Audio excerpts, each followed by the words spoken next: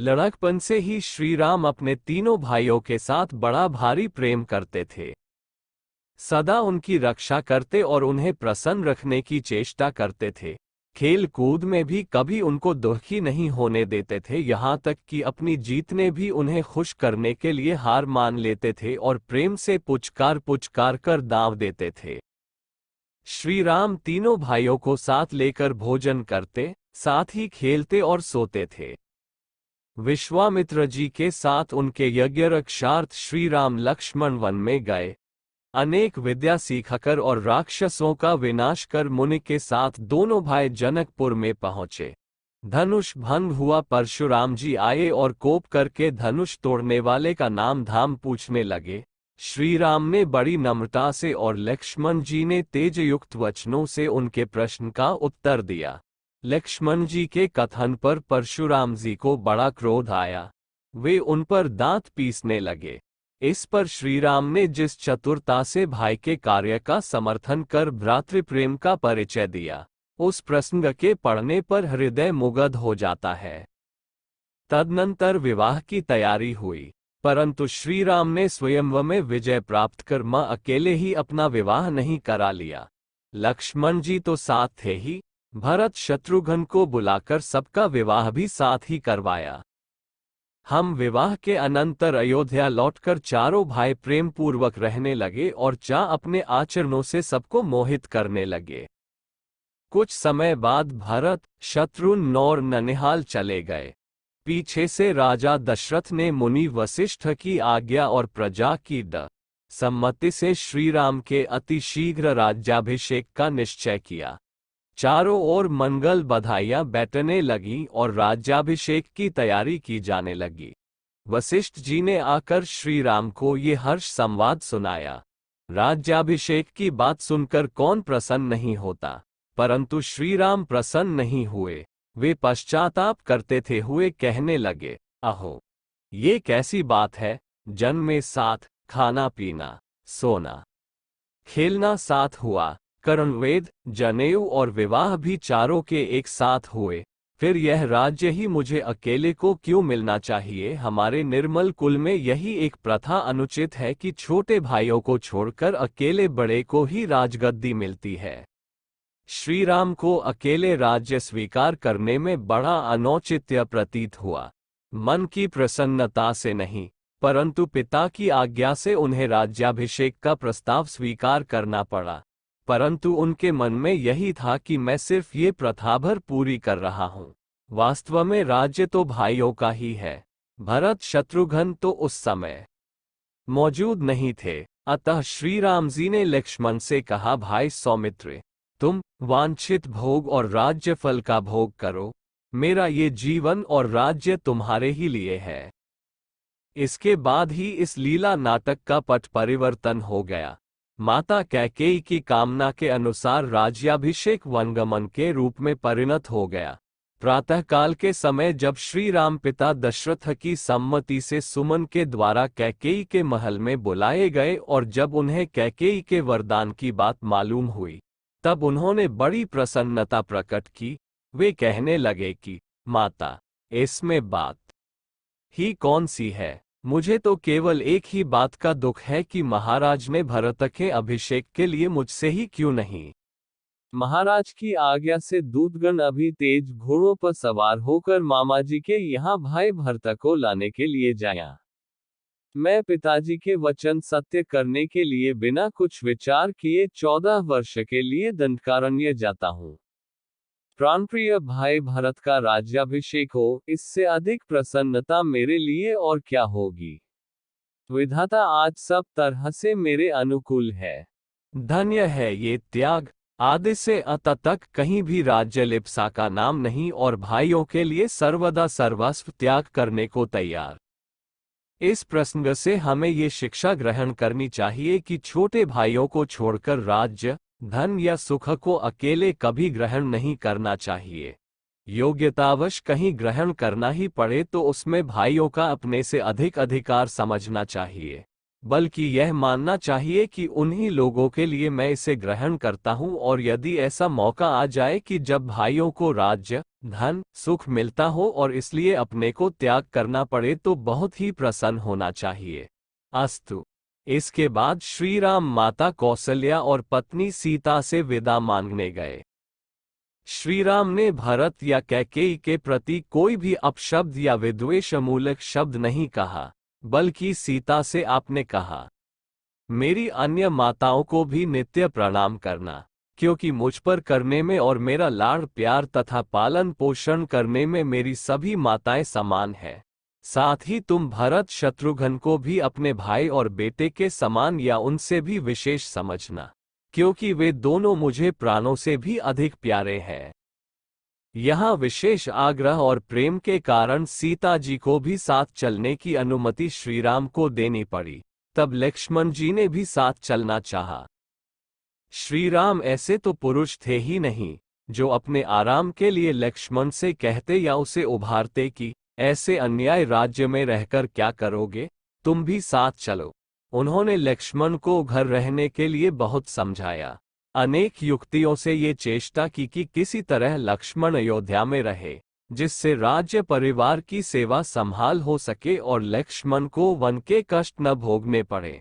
परंतु जब लक्ष्मण ने किसी तरह नहीं माना, तब उसको सुख पहुंचाने के लिए श्रीराम ने साथ ले जाना स्वीकार किया। श्रीराम छोटे भाई लक्ष्मण और सीता सहित वन को चले गए। वन में लक्ष्मण जी श्रीराम सीता की हर तरह सेवा करते हैं और श्रीराम भी वही कहते और करते हैं, जिससे श्री सीता जी और भाई लक्ष्मण सुखी हों। इससे ये सीखना चाहिए कि अपनी सेवा करने वाले छोटे भाई और पत्नी को जैसे सुख पहुँचे वैसे ही कार्य करने चाहिए तथा उनकी वैसे ही रक्षा करनी चाहिए जैसे पलकें आंखों की करती है। जोग वही प्रभु सिय लखनही कैसे। ते भरत के ससैन्य वन में आने का समाचार प्राप्त कर जब श्रीराम प्रेम के कारण लक्ष्मण जी क्षुब्ध होकर भरत के प्रति न कहने योग्य शब्द कह बैठे, तब श्रीराम ने भरत की प्रशंसा करते हुए कहा, भाई, भरत को मारने की बात तुम क्यों कहते हो? मुझे अपने बांधवों के नाश करने से प्राप्त होने वाला धन नहीं चाहिए, वह तो विषयुक्त अन्न के समान है। हे लक्ष्मण, मैं सत्य और आयुध की शपथ करके कहता हूँ कि मैं धर्म, अर्थ, काम और सारी पृथ्वी तथा और जो कुछ चाहता हूँ वह सब तुम ही लोगों के लिए। हे लक्ष्मण, मैं भाइयों की भोग्य सामग्री और सुख के लिए ही राज्य चाहता हूँ। हे मान देने वाले भाई लक्ष्मण, भरत, तुम और शत्रुघ्न को छोड़कर यदि मुझे कोई सुख होता हो तो उसमें आग लग जाए। हे पुरुष श्रेष्ठ वीर लक्ष्मण, मैं तो समझता हूँ मेरे प्राण प्यारे भ्रातृवत्सल भाई भरत ने जब अयोध्या में आकर यह सुना होगा कि मैं जटाचीर धारण कर तुम्हारे और जानकी के साथ वन में चला गया हूँ, तब वह कुलधर्म को स्मरण करके अति स्नेह और शोक के कारण व्याकुल तथा कातर होकर अप्रिय वचनों से माता कैकेयी को अप्रसन्न और पिता दशरथ जी को प्रसन्न करता हुआ हम लोगों के दर्शन के लिए तथा मुझे लौटाकर राज्य देने के लिए ही आ रहा है। वह मन से भी कभी विपरीत आचरण नहीं कर सकता। यदि तुम्हें राज्य की इच्छा हो तो मैं भरत से कहकर दिलवा दूंगा। तुम भरत के संबंध में भूल समझ रहे हो। भाई भरत को कभी राज्यमद नहीं हो सकता। श्रीराम भरत का गुणगान करते हुए प्रेम के समुद्र में निमग्न हो गए। लक्ष्मण जी को अपनी भूल मालूम हो गई। यहाँ भगवान श्रीराम ने लक्ष्मण के प्रति जो नीतियुक्त, तीखे और प्रेम भरे वचन कहे, उनमें प्रधान अभिप्राय तीन समझने चाहिए। प्रथम, भरत के प्रति श्रीराम का परम विश्वास प्रकट करना। दूसरे, लक्ष्मण को ये चेतावनी देना कि तुम भरत की सरलता, प्रेम, त्याग आदि को जानते हुए भी मेरे प्रेमवश प्रमाद से बालक की तरह ऐसा क्यों बोल रहे हो। और तीसरे, उन्हें फटकार कर ऐसे अनुचित मार्ग से बचाना। भरत आए और हे नाथ रक्षा करो कहकर दंड की तरह पृथ्वी पर गिर पड़े। सरल हृदय श्री लक्ष्मण ने भरत की वाणी पहचान कर उन्हें श्रीराम के चरणों में प्रणाम करते देखा।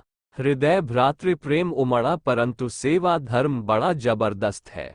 लक्ष्मण जी का मन करता है कि भाई भरत को हृदय से लगा लूं, परंतु फिर अपने कर्तव्य का ध्यान आता है, तब श्री राम सेवा में खड़े रह जाते हैं। आखिर सेवा में लगे रहना ही उचित समझा, परंतु श्री राम से निवेदन किए बिना उनसे नहीं रहा गया। लक्ष्मण जी ने सिर नवाकर प्रेम से कहा। भगवान तो भरत का नाम सुनते ही विह्वल हो गए और प्रेम में अधीर होकर उन्हें उठाकर गले लगाने को उठ खड़े हुए। उस समय श्रीराम की कैसी दशा हुई। यहाँ चारों भाइयों का परस्पर प्रेम देखकर सभी मुग्ध हो गए। भरत की विनय, नम्रता, साधुता और राम भक्ति देखकर तो लोग तन मन की सुधि भूल गए। श्रीराम को पिता मरण संवाद से बड़ा दुख हुआ। यथोचित शास्त्रोक्त विध से क्रिया करने के बाद समाज जुड़ा। भरत ने भांति भांति से अनेक युक्तियां दिखलाकर श्री राम को राज्य ग्रहण के लिए प्रार्थना की। वशिष्ठादि ऋषियों ने, मंत्री, पुरवासी और माताओं ने भी भरत का साथ दिया। जब भगवान श्री राम ने किसी प्रकार भी स्वीकार नहीं किया तो भरत जी ने कहा कि मैं अनशन व्रत रखकर प्राण दे दूंगा। इस पर श्री राम ने उन्हें पहले तो धरना देने के लिए फटकारा, फिर विविध भौति से समझाकर शांत किया और अंत में चरणों में पड़े रोते हुए भरत को अपने हाथों से खींचकर गोद में बैठा लिया और प्रेमवश कहने लगे, हे भरत, मुझे वनवास से लौटाकर राज्याभिषेक कराने के लिए तुमको जो बुद्धि हुई है सो स्वाभाविक ही है।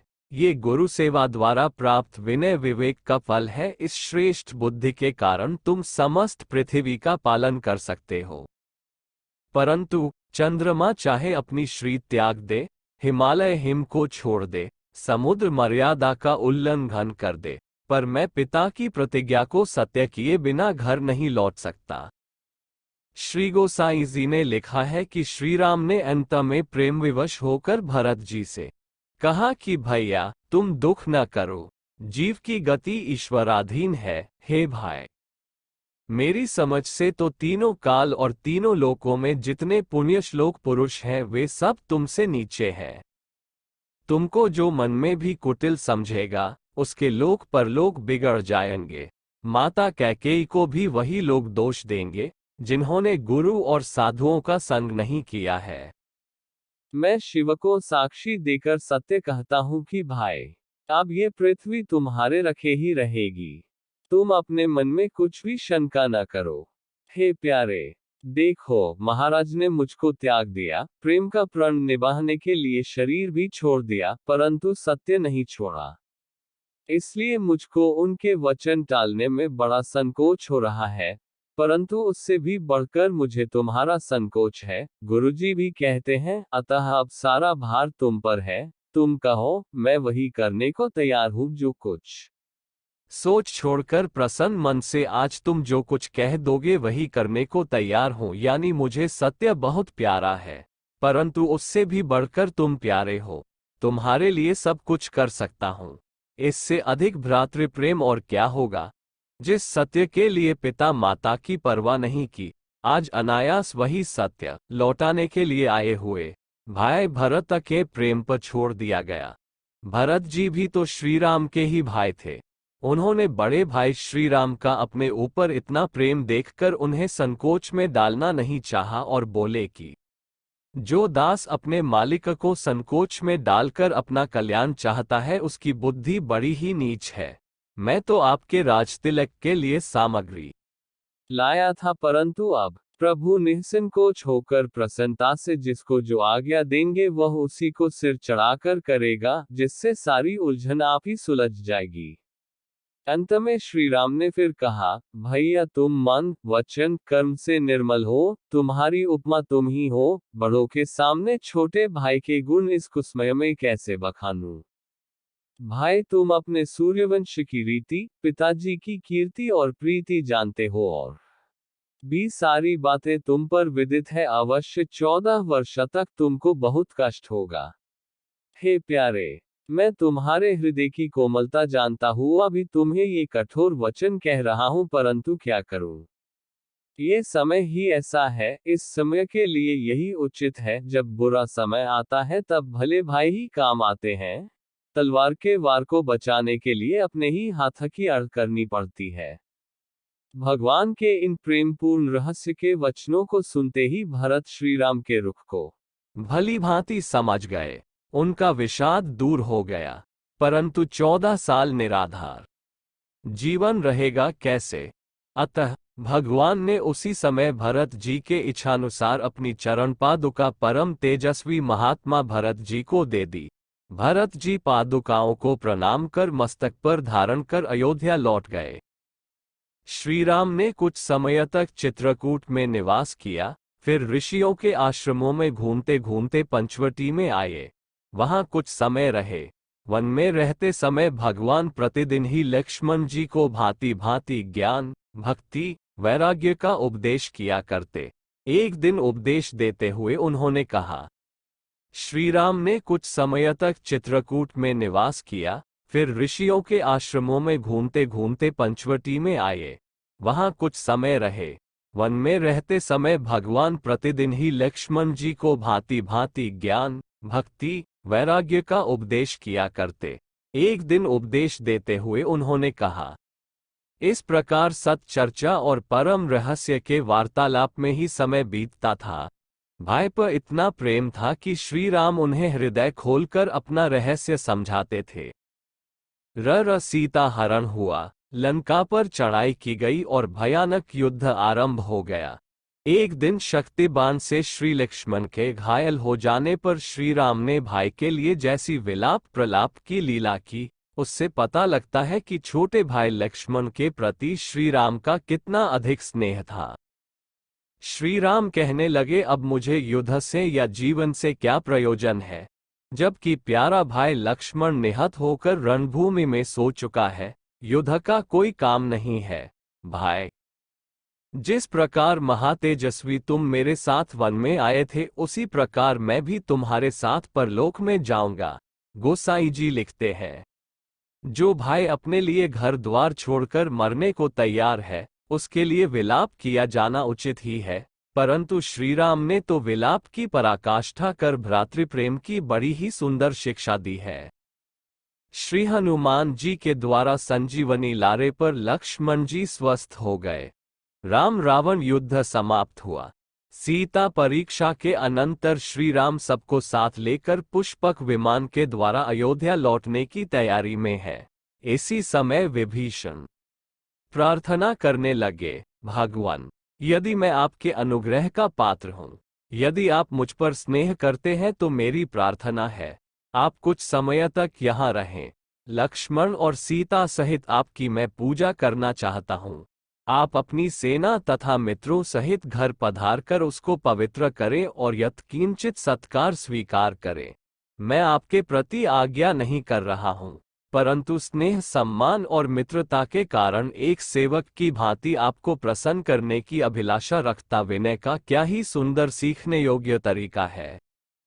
श्री राम ने उत्तर में कहा, हे राक्षसेश्वर, मैं इस समय तुम्हारी बात नहीं मान सकता। मेरा मन भाई भरत से मिलने के लिए छटपटा रहा है, जिसने चित्रकूट तक आकर मुझे लौटाने के लिए विनीत प्रार्थना की थी और मैंने उसको स्वीकार नहीं किया था। मित्रवर, तुम मेरी इस प्रार्थना पर दुख न करना। विभीषण नहीं रोक सके, विमान पर सवार होकर चले।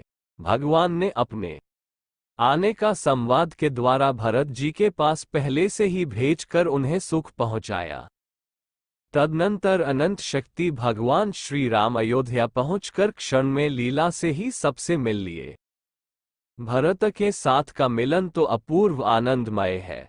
फिर शत्रुघ्न से मिलकर उनका विरह दुख नष्ट किया। राजतिलक की तैयारी हुई, स्नान मार्जन होने लगा। श्री राम भी भाइयों की वात्सल्य भाव से सेवा करने लगे। भरत जी बुलाए गए। श्री राम ने अपने हाथों से उनकी जटा सुलझाई। तदनंतर तीनों प्राणप्रिय भाइयों को श्री राम ने स्वयं अपने हाथ से मलमल कर नहलाया। भरत, लक्ष्मण, शत्रुघ्न पितृतुल्य श्री राम के इस वात्सल्य भाव से मुग्ध हो गए। शिवजी कहते हैं कि भरत जी आदि भाइयों के भाग्य और प्रभु की कोमलता का बखान 100 करोड़ शेष जी भी नहीं कर सकते।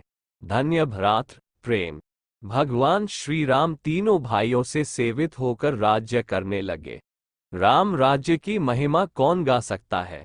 भगवान समय समय पर अपनी प्रजा को इकट्ठा कर उन्हें विविध भांति से लोक परलोक में उन्नति और कल्याण के साधनों के संबंध में शिक्षा देते हैं। ऐसा न्याय और दयापूर्ण शासन, सुंदर बर्ताव, प्रेम भाव, लोक परलोक में सुख पहुंचाने वाली तथा मुक्तिदायिनी शिक्षा, सब प्रकार के सुख राम राज्य के अतिरिक्त अब तक अन्य किसी भी राज्य में कभी देखे, सुने या पढ़े नहीं गए। समय समय पर भाइयों को साथ लेकर श्री राम वन उपवनों में जाते हैं, भांति भांति के शिक्षाप्रद उपदेश करते हैं। एक समय सब उपवन में गए। भरत जी ने श्री राम के लिए अपना दुपट्टा बिछा दिया। भगवान उस पर विराजे। तदनंतर श्री हनुमान जी के द्वारा भरत जी के प्रश्न करने पर श्री राम ने संत असंत के लक्षण बतलाते हुए अंत में बड़ा ही सुंदर उपदेश दिया। कैसा सुंदर, सबके ग्रहण करने योग्य उपदेश है। ऐसे बड़े भाई अनंत पुण्य बल से ही प्राप्त होते हैं। आगे चलकर लवणासुर को मारने के लिए शत्रुघ्न के कहने पर श्री राम ने उन्हें रणांगण में भेजना स्वीकार कर कहा कि वहां का राज्य तुम्हें भोगना पड़ेगा, मेरी आज्ञा का प्रतिवाद न करना। शत्रुघ्न को राज्याभिषेक की बात बहुत बुरी लगी, परंतु रामाज्ञा समझकर उसे स्वीकार करना पड़ा। न चाहने पर भी छोटे भाई को वचनों में बांधकर राज्य सुख देना राम सरीखे बड़े भाई का ही कार्य है। इसके बाद लक्ष्मण त्याग का प्रश्न आता है। कुछ लोग इसको श्री राम का बड़ा ही निष्ठुर कार्य समझते हैं। जिस भाई ने राज्य और राजा को दारुण ऋषि शाप से बचाया, उसके लिए पुरस्कार रूप में भी पहले का विधान बदल देना उचित था, परंतु ऐसा कहने वाले लोग इस बात को भूल जाते हैं कि श्री राम सत्य प्रतिज्ञ हैं। इसी सत्य की रक्षा के लिए उन्होंने लक्ष्मण का त्याग कर दिया, परंतु प्यारे भाई लक्ष्मण का वियोग होते ही आप भी भरत, शत्रुघ्न और प्रजा परिजनों को साथ लेकर परमधाम को प्रयाण कर गए। श्री राम के भ्रातृ प्रेम का यह अति संक्षिप्त वर्णन है। श्री राम की भ्रातृवत्सलता का इससे कुछ अनुमान हो सकता है। भाइयों के लिए ही राज्य एक ग्रहण करना, भाई को राज्य मिलने के प्रस्ताव से अपना हक छोड़कर परम आनंदित होना, जिसके कारण राज्याभिषेक रुका, उस भाई भरत की माता कैकेयी पर भक्ति करना, भरत का गुणगान करना, धरना देने के समय भरत को और भरत पर क्रोध करने के समय लक्ष्मण को फटकार बताकर अन्याय मार्ग से बचाना, भरत की इच्छा पर अपने सत्यव्रत को भी छोड़ देना, लक्ष्मण जी के शक्ति लगने पर उनके साथ प्राण त्याग करने को तैयार हो जाना, समय समय पर सदुपदेश देना, स्वार्थ छोड़कर सब पर संभाव से पूर्ण प्रेम करना और लवणासुर पर आक्रमण के समय जबरदस्ती राज्याभिषेक के लिए शत्रुघ्न से स्वीकार कराना आदि श्रीराम के आदर्श भ्रातृ प्रेम पूर्ण कार्यों से हम सबको यथायोग्य शिक्षा ग्रहण करनी चाहिए। भरत जी की अपार महिमा है। रामायण में भरत जी का ही एक ऐसा उम्पल चरित्र है जिसमें कहीं कुछ भी दोष नहीं दिख पड़ता। भरत जी धर्म के ज्ञाता, नीतिश त्यागी, सगुणों से युक्त, संयमी, सदाचारी, प्रेम और विनय की मूर्ति, श्रद्धा भक्ति संपन्न और बड़े बुद्धिमान थे। वैराग्य, सत्य, तप, क्षमा, तितिक्षा, दया, वात्सल्य, धीरता, शांति, सरलता, गंभीरता, सौम्यता, समता, मधुरता, अमानिता, सुहृदता और स्वामी सेवा आदि गुणों का इनमें विलक्षण विकास था। भ्रातृ प्रेम की तो आप मानो सजीव मूर्ति थे। श्री राम वनवास अच्छा ही हुआ, जिससे भरत जी का उच्च प्रेम भाव जगत प्रकट हो गया। राम वियोग न होता तो विश्व को इस अतुल प्रेम की सुधाधारा में अवगाहन करने का सुअवसर शायद ही मिलता। गंभीर समुद्र रूप भरत जी को अपने वनवास रूपी मंदराचल पर्वत से मथ कर कृपा सिंधु रघुनाथ जी ने सुर संतों के हितार्थ प्रेम रूपी अमृत को प्रकट किया है। श्री राम वनवास और दशरथ जी की मृत्यु होने पर गुरु वशिष्ठ की आज्ञा से भरत शत्रु को बुलाने के लिए के देश को दूध जाते हैं। उधर भरत जी को दुःस्वप्न होता है। जिससे वे व्याकुल हो जाते हैं और माता पिता तथा भाई भौजाई की मंगल कामना से दान पुण्य करते हैं। दूतों ने जाकर गुरु का संदेश सुना दिया। भरत जी ने कुशल पूछी, जिसके उत्तर में दूतों ने भी मानो व्यंग से ही कहा कि आप जिनकी कुशल पूछते हैं वे कुशल से हैं। भरत जी उसी दिन चल पड़े। अयोध्या में पहुंचकर उसे श्रीहीन देख बड़े दुखित हुए। उनका हृदय परिवार को अनिष्ट आशंका से भर गया। न तो किसी से कुछ पूछने की हिम्मत हुई और न किसी ने कुछ कहा ही। लोग तो उस समय भरत जी को राम वनवास और दशरथ की मृत्यु में हेतु समझकर बहुत ही बुरी दृष्टि से देखते थे, अतः उनसे कोई अच्छी तरह बोलता ही कैसे। आगे चलकर प्रजा ने साफ कहा है। झूठा बहाना करके कैकेयी ने श्री राम को सीता लक्ष्मण सहित वन में भेज दिया है। अब हम लोग उसी प्रकार भरत के अधीन हैं, जैसे कसाई के अधीन पशु होते हैं। लोग सामने आते हैं और दूर से ही जुहार करके मुंह फेर कर चले जाते हैं। घबराए हुए भरत जी पिता की खोज में माता कैकेयी के महल में पहुंचे और पिता कहाँ है ऐसा पूछने लगे। कैकेयी अपने किए पर फूली नहीं समाती थी। वो समझती थी कि भरत भी मेरी कृति सुनकर राजी होंगे, अतः उसने कठोर बनकर झट से कह दिया, सब भूत प्राणियों की अंत में जो गति होती है वही तुम्हारे पिता की भी हुई। महात्मा, तेजस्वी और यज्ञ करने वाले राजा ने सत्पुरुषों की गति प्राप्त की है। ये सुनते ही भरत शोक पीड़ित हो, हाय मैं मारा गया, पुकार कर सहसा पछाड़ खाकर पृथ्वी पर गिर पड़े। भांति भांति से विलाप करते हुए कहने लगे, हाय पिताजी, मुझे दुख सागर में छोड़कर कहाँ चले गए। हे पिता, मुझे राजा राम के हाथों में सौंपे बिना ही आप कहाँ चले गए। कैकेयी ने विलाप करते हुए भरत को उठाकर उसके आंसू पोंछे और कहा कि बेटा धीरज रखो, मैंने तुम्हारे लिए सब काम बना रखा है। परंतु भरत जी का रोना बंद नहीं हुआ। उन्होंने कहा, ये तो मुझे शीघ्र बता कि सरल आचरण और स्वभाव वाले मेरे पिता तुल्य बड़े भाई व श्री रघुनाथ जी कहाँ हैं, जिनका मैं प्रिय दास हूँ। मैं उनके चरण वंदन करूंगा, क्योंकि अब वे ही मेरे अवलंब हैं। आर्य धर्म के जानने वाले लोग बड़े भाई को पिता सदृश समझते हैं। माता ये भी बतला कि धर्मज्ञ, दुर्वत, धर्मशील, महाभाग और सत्य पराक्रमी मेरे पिता राजा दशरथ ने अंत समय में मेरे लिए क्या कहा था। मैं उनका अंतिम शुभ संदेश सुनना चाहता हूँ। उत्तर में कैकेयी ने कहा, बेटा बुद्धिमानों में श्रेष्ठ तेरे पिता अंतकाल में हा राम, हा लक्ष्मण, हा सीते पुकारते हुए परलोक सिधारे हैं।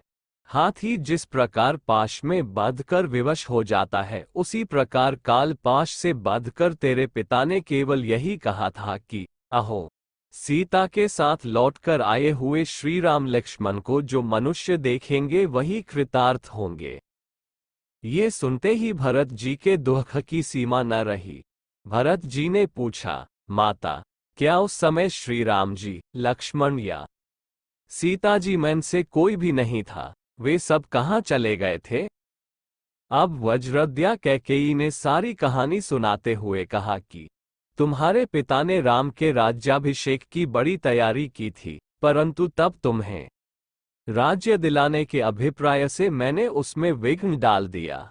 वरदानी राजा ने पूर्व में मुझे 2 वर देने को कह रखा था। उनमें से एक से मैंने तुम्हारे लिए संपूर्ण राज्य और दूसरे से राम के लिए मुनिव्रत धारण पूर्वक 14 साल का वनवास मांगा। तब तुम्हारे पिता सत्यपरायण राजा ने तुम्हें राज्य दे दिया और राम को वन भेज दिया। पतिव्रता सीता भी राम के साथ वन चली गई और सच्चा भ्रातृत्व दिखाकर लक्ष्मण भी उन्हीं के पीछे चल दिए। उन लोगों के वन जाने पर उन्हीं का चिंतन करते परलोक सिधार गए हुए और हा राम पुकारते हुए महाराजा भी। कैकेयी के इन वचनों से मानो भरत जी पर वज्रपात हो गया। वे पिता की मृत्यु को तो भूल गए और अपने हेतु से श्री राम का वनगमन सुनते ही सहम गए। पके हुए घाव पर मानो आग सी लग गई। भरत जी व्याकुल हो उठे और दारुण शोक में सारी सुध बुध भूलकर माता को धिक्कार कर चिल्लाते हुए कहने लगे, अरे क्रूरे, तू राज्य चाहने वाली माता के रूप में मेरी शत्रु है। तू पति घातिनी और कुल घातिनी है। तू धर्मात्मा अश्वपति की कन्या नहीं है, उनके कुल का नाश करने वाली राक्षसी पैदा हुई है। तू जानती नहीं कि श्रीराम के प्रति न मेरा कैसा भाव है, इसी से तूने यह अन्याय किया है। मैं राम लक्ष्मण को छोड़कर किसके बल पर राज्य करूंगा? तूने मेरे धर्मात्मा पिता का नाश कर दिया और मेरे भाइयों को गली गली भीख मांगने के लिए भेजा है। एक पुत्र पर कौशला को योग का दुख दिया है। जा तू नरक में पड़, तू राज्य से भ्रष्ट एक हो जा। अरे दुष्टे, तू धर्म से पतित है। भगवान करे मैं मर जाऊं और तू मेरे लिए रोया करे। मैं इस समस्त राज्य को भाई के प्रति अर्पण कर दूंगा। जा तू अग्नि में प्रवेश कर जा, जंगल में निकल जा या गले में रस्सी की फांसी लगाकर मर जा। मैं सत्य पराक्रम राम को राज्य देकर ही अपना कल न धोऊंगा और अपने को कृतकृत्य समझूंगा। भरत जी ने राम प्रेम में नीति भूलकर शत्रुघ्न से यहाँ तक कह डाला कि हे भाई, इस दुष्ट आचरण वाली पापिनी कैकेयी को मैं मार डालता यदि धर्मात्मा श्रीराम मातृ हत्यारा समझकर मुझसे घृणा न करते। आखिर भरत जी ने माता का मुंह देखना तक पाप समझा और बोले कि इतने में कुबरी मंथरा इनाम पाने की आशा से सज धज कर आई। उसे देखते ही शत्रुघ्न जी का क्रोध बढ़ा। वे लगे उसे इनाम देने, परंतु दयालु भरत जी ने छुड़ा दिया। इसके बाद भरत जी माता कौशल्या के पास पहुंचे और उनकी दयनीय दशा देखकर व्याकुल हो उठे। कौशल्या जी ने भी कैकेयी पुत्र के नाते भरत पर संदेह करके कुछ कटु शब्द कहे। कौशल्या जी के कटु वचनों से भारत का हृदय विदीर्ण हो गया और वह मूर्छित होकर उनके चरणों में गिर पड़े। जब होश आए तब ऐसी ऐसी कठोर शपथें खाने लगे जिनसे माता का हृदय पसीज गया। भरत ने कहा, माता, श्रीराम के राज्याभिषेक के विषय में तथा वनगमन के विषय में कैकेयी ने जो कुकर्म किया है, उसमें यदि मेरी सम्मति हो या मैं उसे जानता भी हूं तो मुझे सो ब्रह्म हत्या का पाप लगे और वह पाप भी लगे जो गुरु वशिष्ठ जी की अरुंधति जी सहित तलवार से हत्या करने में लगता है। कौशल्या ने गदगद होकर निर्दोष भरत को गोद में बिठा लिया और उसके आंसू पोंछकर कहने लगी, बेटा, मैंने शोक में विकल होकर तुझ पर आक्षेप कर दिया था। मैं जानती हूँ। भरत जी के राम प्रेम का पता कौशल्या के इन वचनों से खूब लगता है। भरत का चरित्र बल और चिर आचरित भ्रातृ प्रेम ही था जिसने इस अवस्था में भी कौशल्या के द्वारा भरत को भ्रातृ प्रेम का ऐसा जोरदार सर्टिफिकेट दिलवा दिया। पिता की शास्त्रोक्त और्ध्वदैहिक क्रिया करने के बाद राजसभा में गुरु, मंत्री, प्रजा और माताओं ने यहाँ तक कि माता कौशल्या ने भी भरत को राजसिंहासन स्वीकार करने के लिए अनुरोध किया, परंतु भरत किसी प्रकार भी राजी नहीं हुए। उन्होंने अटल रूप से कह दिया। भरत के प्रेम भरे वचन सुनकर सभी मुग्ध हो गए। राम दर्शन के लिए वनगमन का निश्चय हुआ। सभी चलने को तैयार हो गए। राम दर्शन छोड़कर घर में कौन रहता? भरत जी ने भगवान राम की संपत्ति की रक्षा करना कर्तव्य समझकर जिम्मेवार कर्तव्यपरायण रक्षकों को नियुक्त कर दिया और अयोध्यावासी नर नारी चल पड़े। उस समय भरत के साथ 9,000 हाथी, 60,000 धनुर्धारी, 1,00,000 घुड़सवार थे। इसके सिवा रथों, माताओं और ब्राह्मणियों की पालकियों एवं सदाचारी ब्राह्मणों की तथा कारीगरों एवं सामान की बैलगाड़ियों की गिनती ही नहीं थी। भरत जी ने वन जाते हुए मन में सोचा, श्री राम, सीता और लक्ष्मण पैदल ही नंगे पांव वन वन घूमते हैं और मैं सवारी पर चढ़कर उनसे मिलने जा रहा हूँ, मुझे धिक्कार है।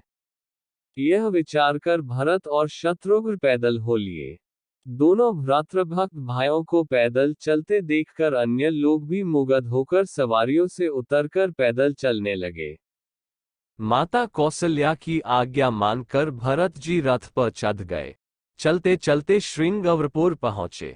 यहाँ निषाद राज ने भी भरत पर संदेह किया, परंतु परीक्षा करके भरत का आचरण देख वह मंत्रमुग्ध की भांति भरत की सेवा में लग गया।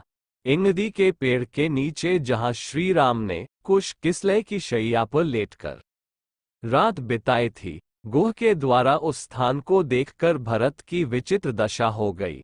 वे भांति भांति से विलाप कर कहने लगे, हाँ, ये बिखरी हुई पत्तों की शैया क्या उन्हीं श्रीराम की है जो सदा आकाशस्पर्शी राजप्रासाद में रहने के अभ्यासी हैं, जिनके महल सदा पुष्पों, चित्रों और चंदन से चर्चित रहते हैं, जिनके महल का ऊंचा चूड़ा नृत्य करने वाले पक्षियों और मयूरों का विहार स्थल है, जिसकी सोने की दीवारों पर विचित्र चित्रकारी का काम किया हुआ है, वही स्वामी राम क्या इसी इंगुदी पेड़ के नीचे रहे हैं? हाँ, इस अनर्थ का कारण मैं ही हूँ। हाय, मैं कितना क्रूर हूँ। हाँ, मैं मारा गया, क्योंकि मेरे ही कारण श्री रघुनाथ जी को सती सीता जी के साथ ऐसी कठिन शैया पर अनाथ की भांति सोना पड़ा। अहो, चक्रवर्ती कुल में उत्पन्न हुए, सबको सुख देने वाले, सबका प्रिय करने वाले, कमनीय कांति, नील कमल के समान कांति वाले, रक्ताक्ष प्रिय दर्शन जो सदा ही सुख भोगने के योग्य तथा इस दुख भोग के अयोग्य है, वे राघव अति उत्तम प्रिय राज्य को त्याग कर भूमि पर कैसे सोए? तदनंतर भरत जी ने उस कुश शैया की प्रणाम प्रदक्षिणा की। यहाँ से भरत जी फिर पैदल चलने लगे। जब सेवकों ने घोड़े पर सवार होने के लिए विशेष आग्रह किया तब आप कहने लगे, भाई, मुझे तो सिर के बल चलना चाहिए, क्योंकि जहाँ राम के चरण टिके हैं वहाँ मेरा सिर ही टिकना योग्य है। सीताराम सीताराम का कीर्तन करते हुए भरत जी प्रयाग पहुँचे। उनके पैरों के छाले कमल के पत्तों पर ओस की बूंदों के समान चमकते हैं। तदनंतर महाराज भरत जी मुनि भरद्वाज के आश्रम में पहुँचे। परस्पर शिष्टाचार के उपरांत भरद्वाज जी ने भी भरत के हृदय पर मानो गहरा आघात करते हुए उनसे पूछा, क्या तुम उन पापहीन श्री रामचंद्र और लक्ष्मण का वध कर निष्कंटक राज्य भोगने की इच्छा से तो वन में नहीं जा रहे हो? भरद्वाज जी के इन वचनों से भरत जी का हृदय टुकड़े टुकड़े हो गया। वे कातर कंठ से रोते हुए बोले, भगवान, यदि त्रिकालदर्शी होकर आप भी ऐसा ही मानते हैं तब तो मैं मारा गया। हे मुनि श्रेष्ठ, कैकेयी ने श्री रामचंद्र जी के राज्याभिषेक में विघ्न डालने के लिए जो कुछ किया या राम वनवासाई के संबंध में जो कुछ हुआ, इस विषय में मैं कुछ भी नहीं जानता। इस संबंध में आपके चरण युगल ही मेरे लिए प्रमाण है। इतना कह मुनि के दोनों चरणों को पकड़कर भरत जी कहने लगे, हे देव, मैं शुद्ध हूँ या अशुद्ध, इस बात को आप भली भांति जान सकते हैं। हे स्वामिन, श्री राम जी के राजा रहते मुझे राज्य से क्या प्रयोजन है? मैं तो सदा सर्वदा श्री राम का एक किंकर है। इस पर भरद्वाज जी ने प्रसन्न होकर कहा, मैं तुम्हारी सब बातें जानता था। मैंने तो तुम्हारे भाव दृढ़ करने और तुम्हारी कीर्ति बढ़ाने के लिए ही तुमसे ऐसा पूछ लिया था। वास्तव में तुम्हारे समान बड़भागी दूसरा कौन है, जिसका जीवन धन प्राण श्री राम के चरण कमल है। मैं जानता हूं तुम राम, सीता, लक्ष्मण को अत्यंत प्यारे हो। वे जब यहाँ ठहरे थे तो रात भर तुम्हारी ही प्रशंसा कर रहे थे। तुम तो भरत, मानो श्री राम प्रेम के शरीरधारी अवतार हो। हे भरत, सुनो, हम तपस्वी उदासी वनवासी है, तुम्हारी खातिर से झूठ नहीं बोलते। हमारी समझ से तो हमारा समस्त साधनाओं के फलस्वरूप हमें श्री राम, सीता और लक्ष्मण के दर्शन मिले थे, और अब श्री राम दर्शन के फलस्वरूप तुम्हारे दर्शन हुए हैं। सारे प्रयाग निवासियों सहित हमारा बड़ा सौभाग्य है। इसके अनंतर भरद्वाज मुनि ने सिद्धियों के द्वारा परम सम्मान्य अतिथि भरत जी का आतिथ्य सत्कार किया। सभी प्रकार की विलास सामग्री उत्पन्न हो गई। सब लोग अपने अपने इच्छानुसार खान पान और भोग आदि में लग गए, परंतु भरत जी को राम के बिना कहीं चैन नहीं है। वे किसी भी प्रलोभन में नहीं आ सकते। भरद्वाज जी की सिद्धियों द्वारा उत्पन्न संपत्ति मानो चकई है और भरत जी चकवा है। मुनि की आज्ञा बहेलिया है। जिसने रात भर भरत जी को आश्रमरूपी पिंजरे में बंद कर रखा और इसी प्रकार सबेरा हो गया। चकई चकवा रात को नहीं मिल सकते। इसी तरह विलास सामग्री और भरत जी का आश्रमरूपी पिंजरे में एक साथ रहने पर भी मिलाप नहीं हुआ। धन्य त्यागपूर्ण भ्रातृप्रेम। भरद्वाज जी की सिद्धियों द्वारा उत्पन्न संपत्ति मानो चकई है और भरत जी चकवा है। मुनि की आज्ञा बहेलिया है, जिसने रात भर भरत जी को आश्रमरूपी पिंजरे में बंद कर रखा और इसी प्रकार सबेरा हो गया। चकई चकवा रात को नहीं मिल सकते। इसी तरह विलास सामग्री और भरत जी का आश्रमरूपी पिंजरे में एक साथ रहने पर भी मिलाप नहीं हुआ। धन्य त्यागपूर्ण भ्रातृप्रेम। मार्ग के नर नारी भरत जी को पैदल चलते देख देख कर नेत्रों को सफल करते हैं और भांति भांति की चर्चा करते हैं। वन की नारियां भरत जी के शील, प्रेम और भाग्य की सराहना करती हुई कहती हैं, अहो, पिता के दिए हुए राज्य को छोड़कर आज भरत फल मूल खाते।